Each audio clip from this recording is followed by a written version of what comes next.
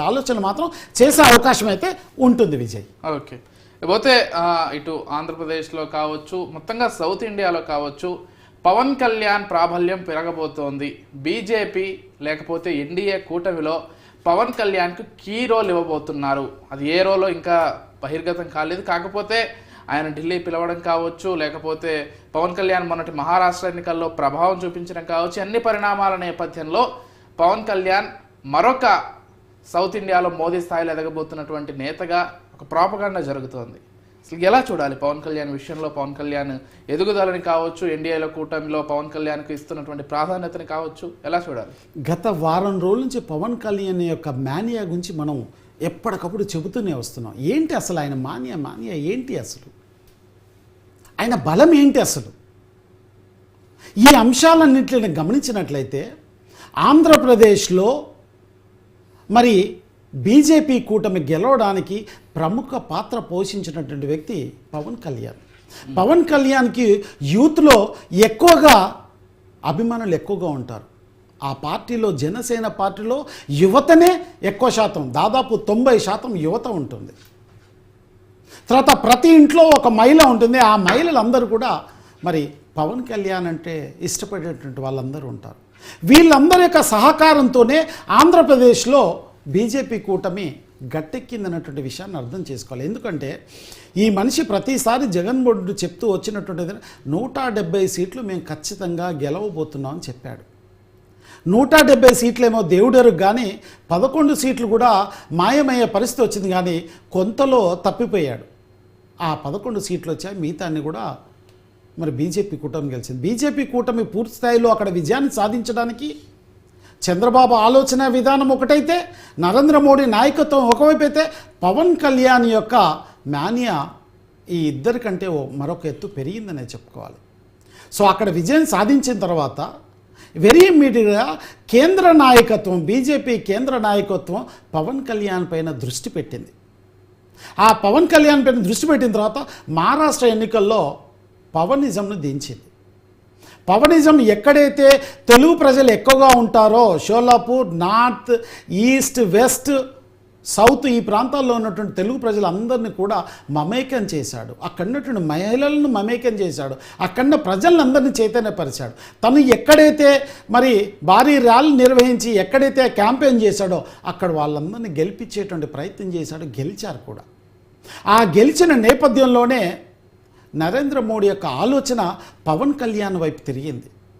అందుకోసమే ఎప్పుడైతే exit polls వచ్చాయో, ఎగ్జిట్ పోల్స్ వచ్చిన తెల్లారే మరి మోడీ పవన్ కళ్యాణ్ని ఢిల్లీకి రమ్మని చెప్పినటువంటి సంఘటన కూడా మనం అనేకం చూసాం.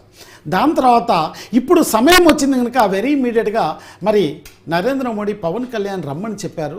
ఇప్పుడు ఈవినింగ్ వెళ్ళిపోతాడు. ఏంటి అసలు దీంట్లో ఉన్నటువంటి కథ ఏంటి, దీంట్లో ఉన్నటువంటి సీక్రెట్ ఏంటి, ఒక విషయాన్ని మనం అర్థం చేసుకోవాలి. ఓకే, ఇప్పుడు నెక్స్ట్ అతి దగ్గరలో ఎన్నికలు సౌత్ ఇండియాలో ఒక రాష్ట్రంలో ఉన్నాయి, తమిళనాడులో. అక్కడ తమిళనాడులో పవన్ యొక్క ఫ్యాన్స్ విపరీతంగా ఉన్నారు. అక్కడ మహిళలు, యువత పవన్ కళ్యాణ్ అంటే చాలా ఇష్టపడతారు. అంటే అక్కడ పవనిజం ఉంది, పవన్ మాన్యా ఉంది. ఇంకొక అంశం ఏంటంటే తమిళనాడులో ఇప్పటి వరకు గెలిచిన వాళ్ళందరూ కూడా నటీనటులే అక్కడ గెలిచారు. ఆ చరిత్ర ఉంది. ఇప్పుడు పెట్టినటువంటి పార్టీలు కూడా కొన్ని పార్టీలు అందరూ కూడా నటీనటులు ఉన్నటువంటి పార్టీలే ఉన్నాయి. మరి అట్లాంటి సందర్భంలో విజయ్ తలపతి ఇప్పుడు మొన్న కొత్తగా పార్టీ పెట్టాడు. ఆయన మాన్య కూడా బాగుంది.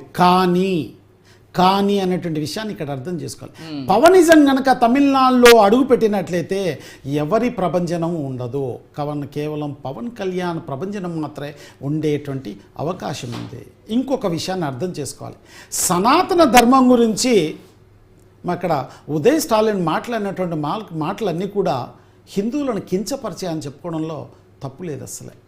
అట్లాంటి సందర్భంలో సనాతన ధర్మం గురించి పవన్ కళ్యాణ్ అనేక విషయాలను ప్రజలకు తెలియచెప్పారు. అప్పుడు సనాతన ధర్మం ఏమిటి అన్నటువంటి విషయాలన్నీ కూడా ప్రజలకు అవగతమయ్యాయి, అర్థం చేసుకున్నారు.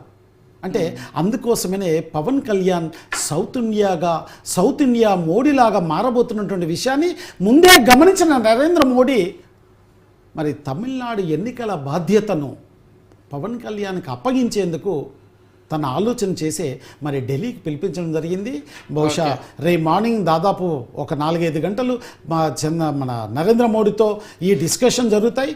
దాని తర్వాత పవన్ కళ్యాణ్ కూడా తన మానియాను సౌత్ ఇండియా లో ఉన్నటువంటి తమిళనాడులో ముఖ్యంగా నటీనటులకు ప్రీతి ప్రాంతమైనటువంటి రాజకీయ నాయకులకు రాజకీయ నిలయమైనటువంటి తమిళనాడులో మరి పవన్ కళ్యాణ్ అడుగుపెట్టడం వాస్తవం. అడుగుపెట్టిన తర్వాత తన మానియాతో అక్కడ బీజేపీ కూటమిని గెలిపించేందుకు శత విధాలా కృషి చేస్తాడు. అందుకోసమనే తమిళనాడు ప్రభుత్వం పవన్ కళ్యాణ్ అక్కడ అడుగు పెట్టకుండా పవన్ కళ్యాణ్కు అడ్డంకులు సృష్టించేందుకు మాత్రం ఎంత మాత్రం వెనకాడదు అన్నటువంటి విషయాన్ని అర్థం చేసుకోవాలి. ఆ నేపథ్యంలోనే తగు జాగ్రత్తలతో పక్కా ప్రణాళికతో మాత్రమే పవన్ కళ్యాణ్ తమిళనాడులో అడుగు పెట్టేటువంటి అవకాశం ఉంది. అక్కడ తన ప్రసంగాలతో అందరినీ ఆకర్షించుకునే ప్రయత్నం చేయడంలో సందేహం లేదన్నటువంటి విషయాన్ని మనం అందరం అర్థం చేసుకోవాలి విజయ్. అంటే తలపతి విజయ్ని చూసుకున్నా కానీ ఇక్కడ తెలుగులో ఏ విధంగా పవన్ కళ్యాణ్కి ఫ్యాన్స్ ఉంటారో అక్కడ విజయ్ కూడా అదే స్థాయిలో ఫ్యాన్స్ ఉంటారు. విజయ్ సినిమాలు కూడా అదే స్థాయిలో హిట్ చేస్తారు. ఇక్కడ పవన్ కళ్యాణ్కి ఏ రేంజ్లో ఫ్యాన్స్ ఉంటారో అక్కడ ఆయనకు అదే రేంజ్లో ఫ్యాన్స్ ఉంటారు. కాబట్టి అది కాకుండా టీవీకి అని మీరు ఇందాక చెప్పినట్టుగా కొత్త పార్టీని పెట్టారు. ఆయన పార్టీని పెట్టినప్పుడు అదే స్థాయిలో ఫ్యాన్స్ కావచ్చు, అభిమాన గణం కావచ్చు, ఆయనకు అక్కడికి వచ్చి ఆయనకు స్వాగతం చెప్పడం కావచ్చు, లేకపోతే జేజేలు కొట్టడం కావచ్చు. ఇక్కడున్న వాళ్ళు కూడా అందరూ మరో పవన్ కళ్యాణ్ ఎదుగుతున్నాడా తమిళనాడులో అనేటువంటి చర్చ కూడా జరిగింది. మరి ఇక్కడున్నటువంటి సినిమా స్టార్ లేకపోతే రాజకీయంగా ఎదిగినటువంటి పవన్ కళ్యాణ్ తన మేనియాని తమిళనాడులో అక్కడ ఆల్రెడీ ఇప్పుడు విజయ్ ఉన్నాడు కాబట్టి దాన్ని బ్రేక్ చేసి ముందుకెళ్ళగలిగే అవకాశాలు ఎంతవరకు ఉన్నాయి సార్? అయితే గత అనుభవాలను ప్రజలు ఎలాంటి తీర్పులు ఇచ్చారన్నటువంటి అనుభవాలని తమిళనాడులో ఒకసారి మనం నెమరు వేసుకుందాం. ఏంటి అసలు అక్కడ మొట్టమొదటిసారిగా జయలలిత ప్రభంజనాన్ని సృష్టించలేదు. రెండోసారి జయలలిత తన ప్రభంజనాన్ని అంతకు ముందు ఉన్నటువంటి నాయకుడు సినీ నటి తను మొట్టమొదటే తన ప్రభంజనాన్ని సృష్టించాడు. అట్లాగే ఆంధ్రప్రదేశ్ రాజకీయాల్లో ఎన్టీఆర్ తన ప్రభంజనాన్ని సృష్టించాడు. ఇక్కడ కూడా పవన్ కళ్యాణ్ మొట్టమొదటిసారి తన ప్రభంజనాన్ని సృష్టించేందుకు రాజకీయాల్లోకి వచ్చాడు. కానీ అది సాధ్యం కాలే. క్రమేపీ ప్రజలు అర్థం చేసుకోవడానికి, ప్రజలు తన యొక్క ఆలోచనలను అర్థం చేసుకోవడానికి, రాజకీయ నీతిని అర్థం చేసుకోవడానికి సమయం పట్టింది. ఆ సమయం పట్టిన తర్వాత తనకి పట్టం కట్టారు. అక్కడ కూడా అట్లాగే విజయ్ తలపతికి వెంటనే ప్రజలు పట్టం కడతారు. సినిమా ప్రపంచం వేరు, రాజకీయ ప్రపంచం వేరు, నిజ ప్రపంచం వేరు. ఇక్కడ సినిమా ప్రపంచంలో ఎప్పుడు కూడా ఊహల్లోకంలో ఉంటారు నాయకులందరూ. అంత త్వరగా ప్రజలు నమ్మి ఓట్లేస్తారు అనుకోవడం కొంతవరకు మరి ఆ విషయం సబబు కాదేమో. ఎందుకంటే మనం గత అనుభవాలను చూసాం. ఎవ్వరు కూడా డైరెక్ట్గా ఇప్పటివరకు గెలిచినటువంటి సందర్భాలు ఎక్కడా లేవు. మరి ఇప్పుడు కాకపోతే నెక్స్ట్ వచ్చేసారో అంత తర్వాతను మరి విజయ్ తలపతికి ఏమన్నా ప్రజలు పట్టం కట్టవచ్చు. కానీ మొట్టమొదటిసారి మాత్రం విజయ్ తలపతికి పట్టం కట్టేటువంటి అవకాశం మాత్రం ఎంత మాత్రం లేకపోలేదు అన్నటువంటి విషయాన్ని మనం అర్థం చేసుకోవాలి. గత చరిత్ర చెబుతున్నటువంటి అనుభవం కూడా ఇదే విజయ్. రైట్.